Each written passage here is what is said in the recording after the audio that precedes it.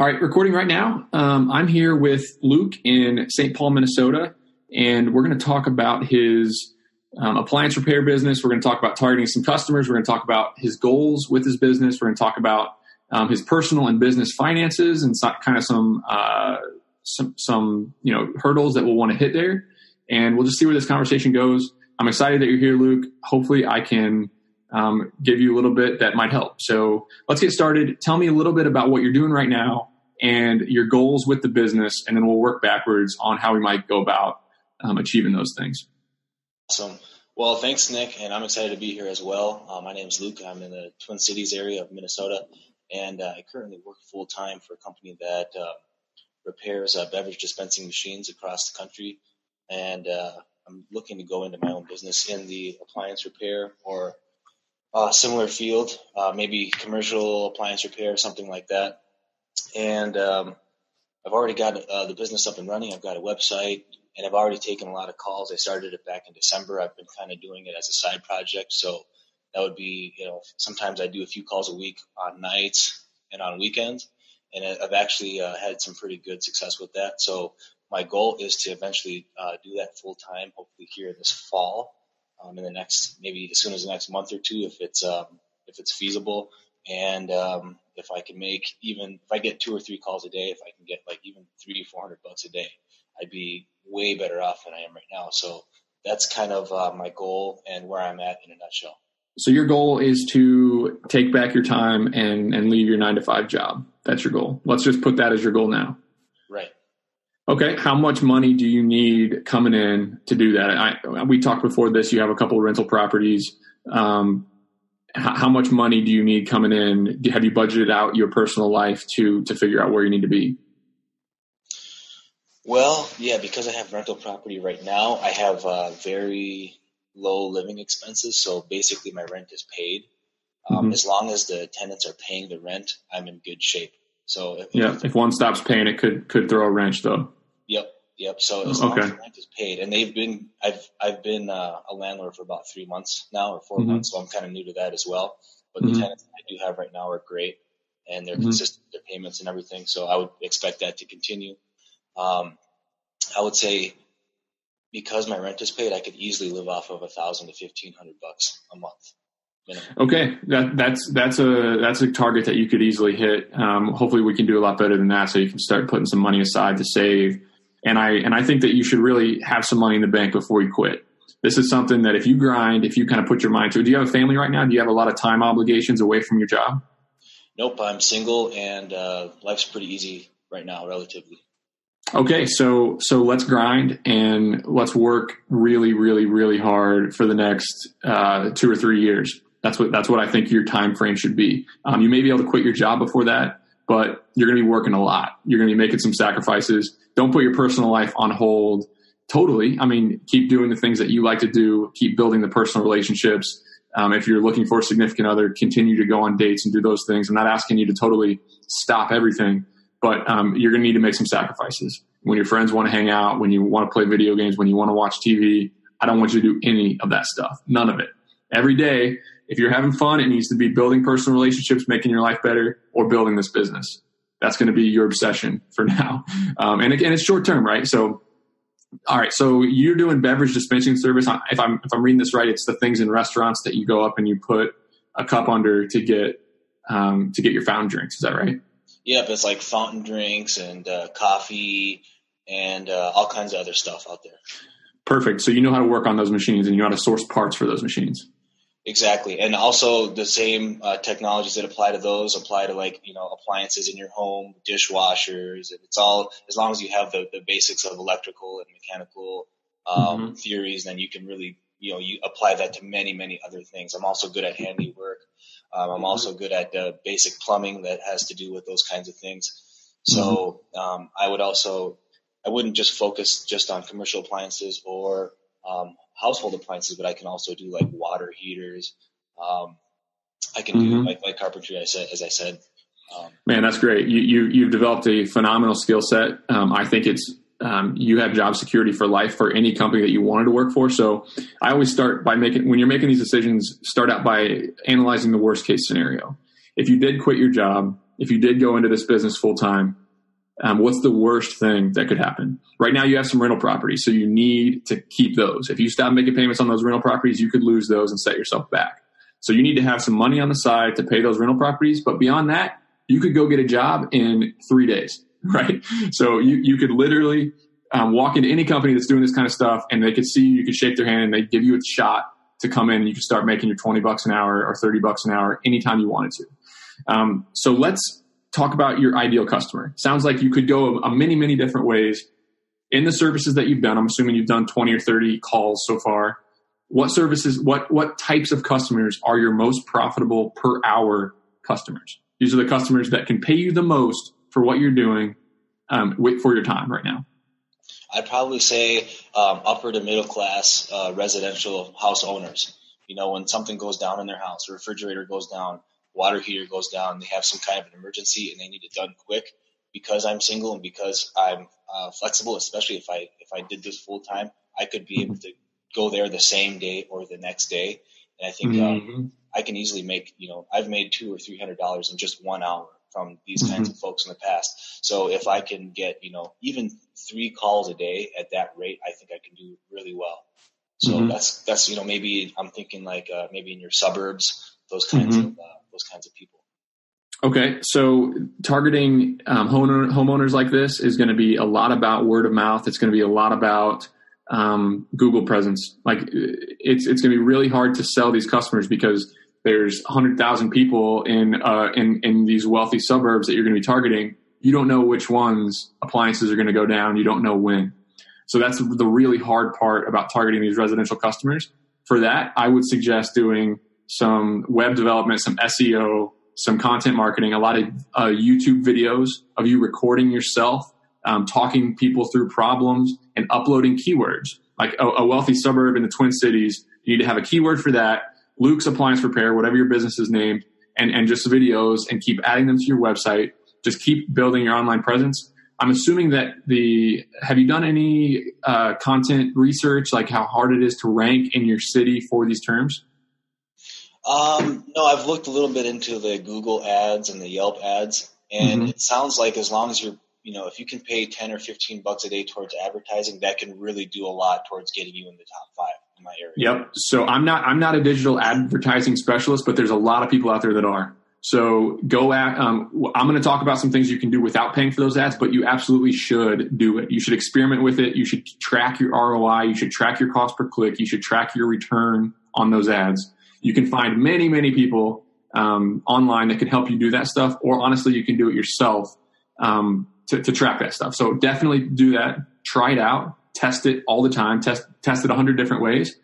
But as far as developing an organic, a flow of customers that are coming in that you're not paying for, that's what you're going to want to focus on.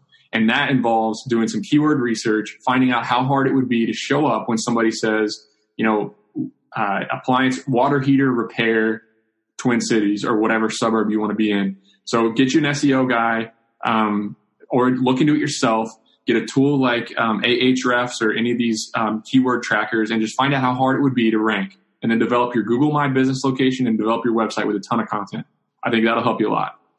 And then it's going to be word of mouth. Every customer that you go in and see, you need to be shaking their hand, smiling at them, and making them like you. Like they need to really, really like you. You got to throw on the charm. You got to be on time. You got to be texting them when you're on the way, texting them when you leave. You got to send them a handwritten thank you note a week after the service, so that these customers are loyal. And very soon, you develop 20 really loyal customers. They're going to tell everybody else about your business, and it's going to be word of mouth. And before you know it, you'll have enough work to quit your job doing that, just that. So I don't know how you're going to sell these customers, though. I don't know how you can get out and get in front of them, because it's really hard to tell who's recommending this type of service and how these customers are finding you. And it's really going to be hard to tell which customers are going to lose their appliances or need your help. So you can try some wealthy neighborhoods door hangers and getting out and hanging a flyer on every door. But I'm just not seeing this. This is something that somebody uses once or twice every 5 years, right? This kind of service, like yeah, just potentially. Mm-hmm. Yeah, I've been in my house a year and I haven't had to make the call yet. My appliances are new though. So my house is only a couple of years old. I guess you would thrive on appliances that are 8 to 10 to 15 years old, right? That's right. And now that I think of it, some of the best customers I've had so far are landlords because they hold. Oh, that's perfect. So it kind of multiplies that. Perfect. So you got to find those landlords. If you got really creative, find out where they are, find out how to reach them. You looking at tax maps on apartment complexes, like looking at maybe talking to realtors who do brokerage for investors. There's 2 or 3 realtors in every town that only work with property investors.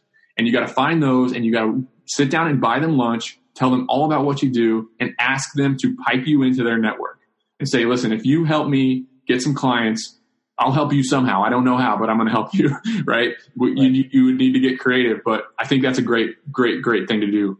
Maybe you look at the tax maps and find out what houses are owned by LLCs. If a house is owned by an LLC, you try to research that LLC, try to get the phone number, do a cold call, something that can help you be a property maintenance guy. I mean, you could be the property maintenance guy and do these $150 an hour anytime, day or night call-ins and have a really successful business.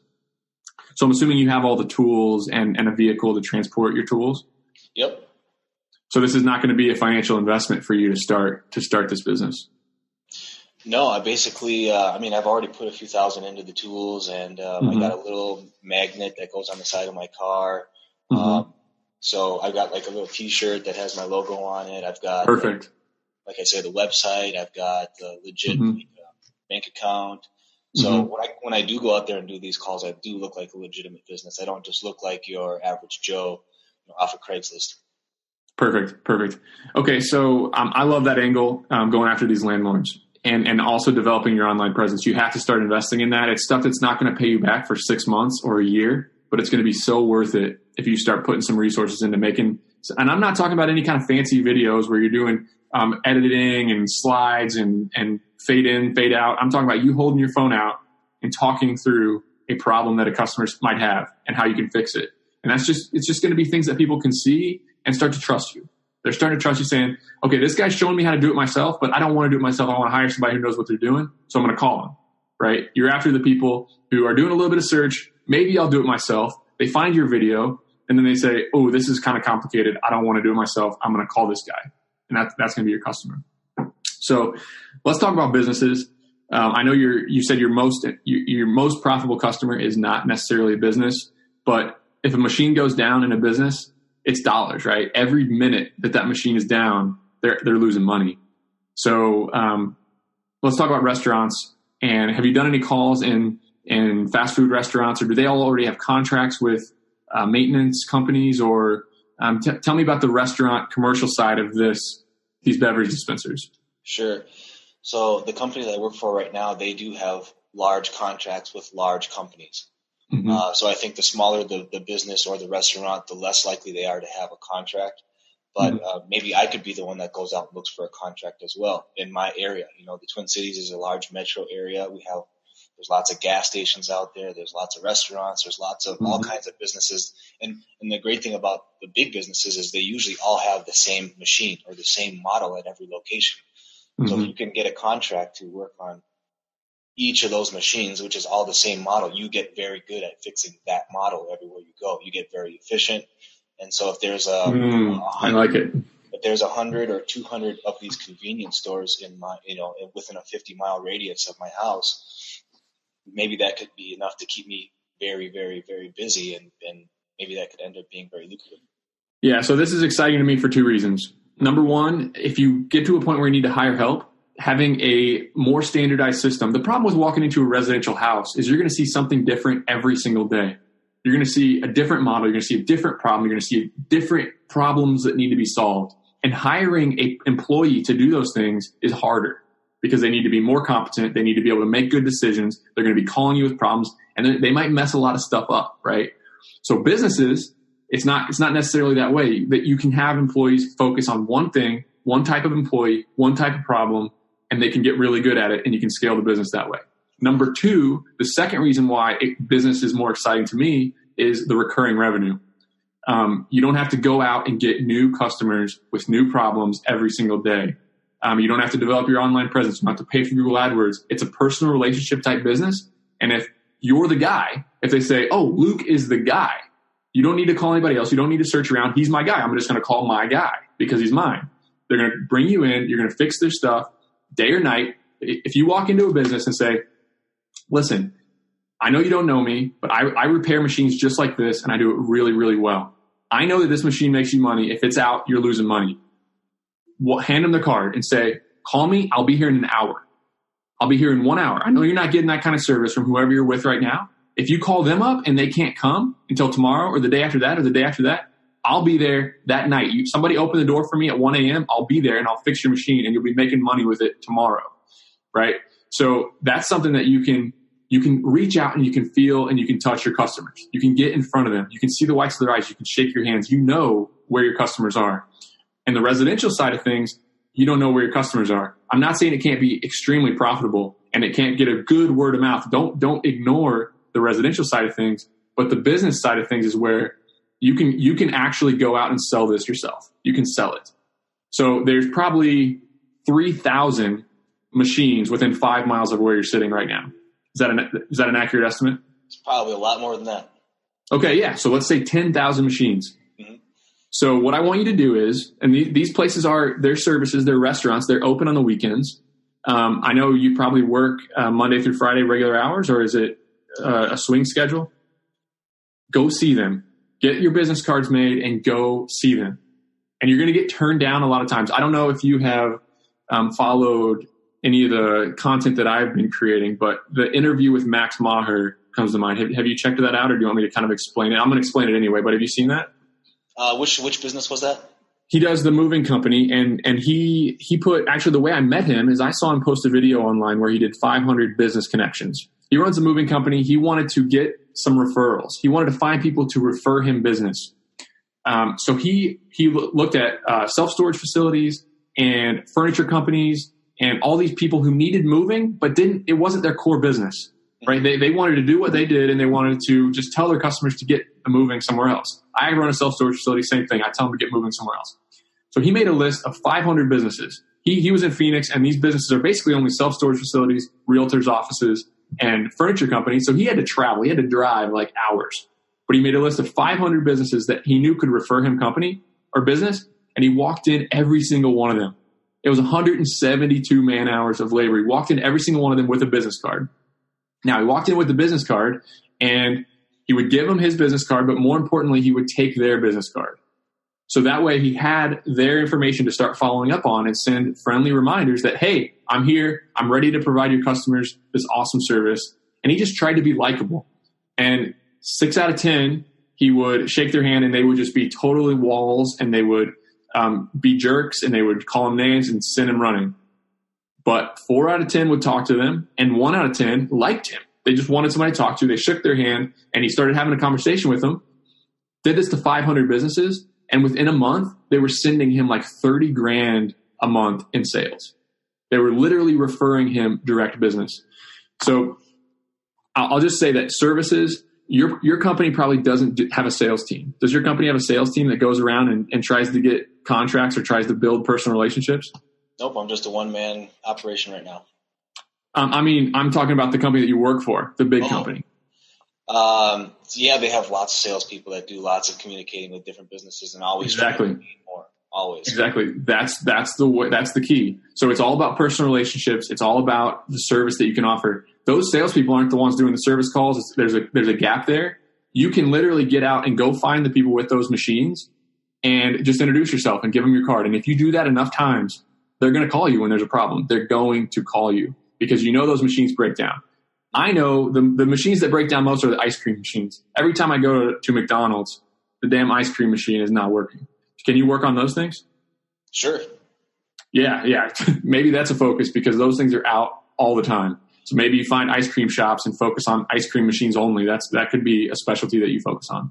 Yeah, there's all kinds of things out there. There's probably machines out there that I've never heard of before, or that I see every day, but don't realize that that could be a good opportunity right there. So I'm just kind of keeping my options open, and there's a lot of don't keep your options too open. So that's a risk to this as well, is you can try to cast too wide of a net and you could be all over the place doing 10 different things. So make sure that I think casting a wide net right now is great because you're getting 1 or 2 calls a week, right? You need to be doing a little bit of everything and you'd be saying yes to every type of service, but track your time, track where you're going, track what kind of work you're doing, and then know what is more profitable and where you're making your money and where you should start to focus. Right. Eventually, over the next couple of years, you're going to have to really focus. In 5 years, I want you to be the guy who only works on one type of machine. Everybody else, I'm not your guy. It might be residential water heaters. It might be HVAC. It might be washers and dryers or dishwashers. And it might be ice cream machines. It might be only Coca-Cola brand beverage dispensers. There's hundreds of different things that you can focus on. I want you to make a mission to track and learn what is most profitable and what's more scalable. So you want something that's simple to work on and that you can train employees to do long term, right? That there's not a whole lot of variables. There's not 300 different ways to fix a problem. So that might be something to consider. But what I would do right now is get business cards and go to these mid-sized companies that are owned by mom and pops. Don't start with the fast food chains yet. Go to the gas stations. Go to anywhere where you think you might walk in and get somebody with some decision-making power, and walk in and introduce yourself, get their card, and start to build personal relationships. Like literally a door-to-door salesman. That's going to be your key. Awesome. Yep. So, I could talk about the importance of sales all day long. But yeah, is there any other specific questions or kind of concerns that you have as you try to grow the business? Yeah, one of the main questions I have is, when do you know that it's a good time to make that? Okay, so, your current work right now, do you have a decent relationship with your boss? Yes. He likes you? Yeah. Would you consider that? So I know that's a weird question, but would you have a sense of your job security and how valuable you are to the company. So I wouldn't think about just one day quit the job. Okay. I would get business until you're busy all day Saturday, you're busy all day Sunday, you're making $2,000 a month, maybe $3,000 a month, and then go to your boss and say, listen, I need to go down to 3 days a week. I'm really sorry. Or I need to go down to 4 days a week. Mm-hmm.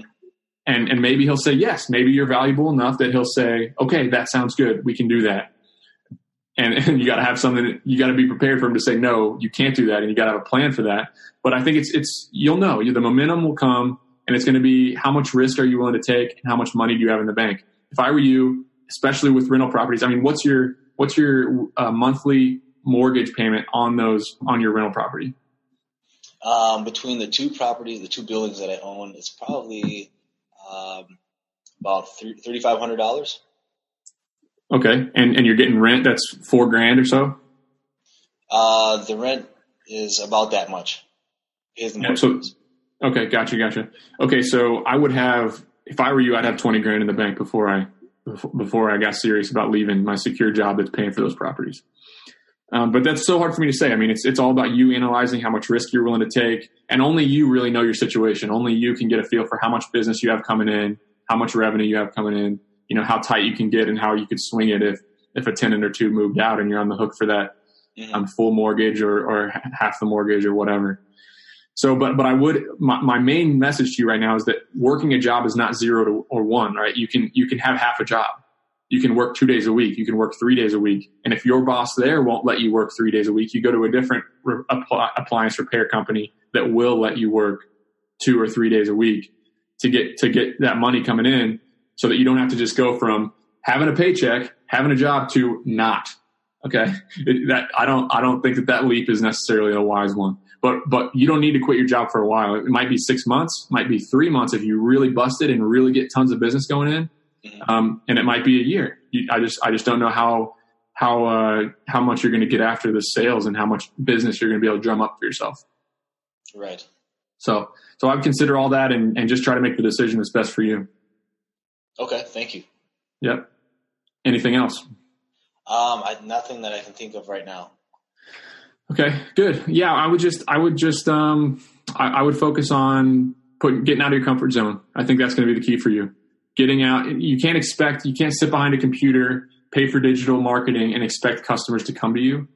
The service businesses that really thrive are the ones that just get out there and put themselves out there, put themselves in uncomfortable situations, and just try, just grind. You know what I mean? That's the stuff that none of your competitors are doing. That's the stuff that people just sit back. Service businesses just have the business coming in, they answer the phone until they get busy enough, and that's it. That's where they stop. Yeah. A quick question that just popped up into my head. I know, you're in an entirely different industry, but where do you see my industry or my field going in the next 10 or 20 years? We have the younger kids, a lot of cell phone based kids. They get a lot of screen time. Maybe less of them are going into the trades. Do you see these fields having more opportunity as the future goes by, or maybe even less as apps like Tackle and Handyman and TaskRabbit come into the picture? Yeah, so I don't think that people are real people who want real service are ever going to use apps like TaskRabbit or Handyman to get work done on their house. They're going to pay a little bit of a premium for somebody that they can trust, for somebody that they know, for somebody that they got a reference on. It's still a personal relationship type business. As far as kids going, looking at their phones and studying digital marketing and getting liberal arts degrees, I think that problem's only going to get worse. Nobody wants to work. Nobody wants to work hard. I'm trying to hire college students for $15 an hour to drive around trucks, and I can't get them to wake up in the morning to do it, right? So you're going to have job security for life unless these machines are going to get so good they're never going to break. I mean, you're the one that do you see these machines getting to where they don't need as much maintenance, or do you see your field sticking around? I guess it's tough to say. I mean, in certain areas like home appliances, they're getting they're kind of fancy and they're sophisticated, but they're not built to last like they used to be, like maybe 20 or 30 years ago. Mm-hmm. And then the cost is going down for these machines at the same time. So a lot of times it's not even worth, let's say if you have a $300 dishwasher, the thing goes down. It may not be worth paying $200 to have it fixed when you can just pay $300 and have a new one installed. Mm-hmm. So that's one thing to think about. Yeah. I don't like the iPhone repair business just because the iPhones are getting so much better and they're needing repair less, and people are just starting to replace them and things like that. So yeah, I think you know better than I do about the long-term prospects of how much work is going to be out there, but the amount of providers are not going to skyrocket, and I don't see you having a ton of competition and people really fighting you to do this work, because the smart people like you who want to be entrepreneurs and want to build a business and want to make a better life for themselves, they're sitting behind a computer screen trying to make money. They're not out grinding. They're not out sweating. So that's the whole mission that I'm on with my podcast and blog, is just to let people know that the opportunities are right under your nose, and you don't need to just sit behind a computer to try to make money. Yeah, and one recurring theme I keep hearing, from podcasts like yours and other mm-hmm. places is, it seems that all you have to do is just try a little bit harder than the next person. And that goes a long way, because a lot of people don't take the one extra step just to do a little bit more will make you stick out so much more. It mm-hmm. seems like, is that right? Yeah. Nobody is focusing on sales. As people look at their computers more and text than I am, and like kids are afraid to pick up the phone and talk to people, and adults are also afraid to walk in and talk to people. So if you can sell, if you can make people like you, if you can be a little bit charismatic, if you can put yourself in these uncomfortable situations and walk in 5 businesses in a row and they're all jerks to you, and you don't give up and you don't go home crying, it's like the guys on the apps that are looking for girlfriends. They're on these apps, and then there's guys that can walk up to a girl and talk to the girl. Like, which ones win more often, right? It's the same thing in business. The digital marketing is the apps. Like, you're trying to get customers online, trying to get a girlfriend online. The people who are getting out and talking to people and making friends and being likable, yeah, they're going to get rejected.